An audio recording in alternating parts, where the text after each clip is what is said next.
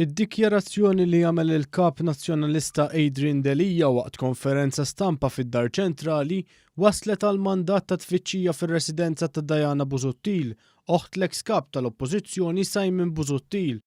Rapporti fil-Malta Today qalu li kmien il-ħadd filgħodu il-pulizija marret fir-residenza ta' Diana Busuttil b'mandat ta' tfittxija li kien iffirmat mill-Maġistrat Aron Buġejja li qed imexxi l-investigazzjoni brabta mar-rapport li Adrian Delija għamel għand il-Kummissarju tal-Pulizija.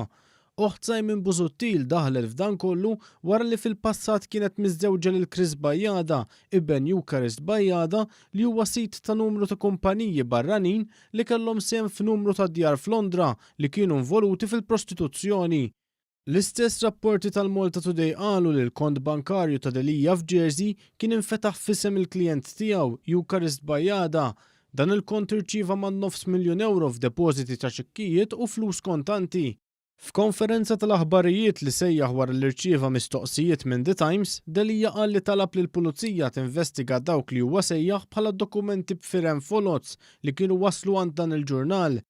It-Times irrapportat li skont tarif li wasal għandha, investigazzjoni tal-FIU kienet ikkonkludiet li kien hemm biżżejjed informazzjoni li turi li l-kont li kellu Delija f'Jersey se tantuża l-ħasil tal-flus.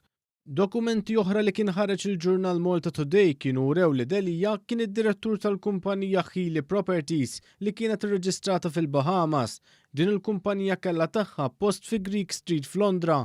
Dan is-sit kien ġie rrejdjat mill-Pulizija ta' Londra f'Lulju tal-2003 waqt operazzjoni mmirata direttament lejn xrieki tal-prostituzzjoni. Dawn l-allegazzjonijiet fil-konfront ta' Delija kienu ħarġu fid-dera l-ewwel darba mill-blogger Daphne Caruana Galizia.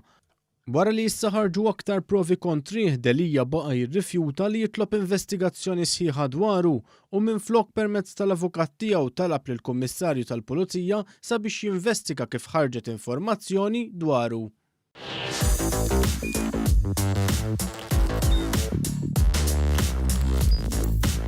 Idħol fuq one.com.mt u hemmhekk tista' tara l-programmi kollha li jxandru fuq One permezz ta' One Play.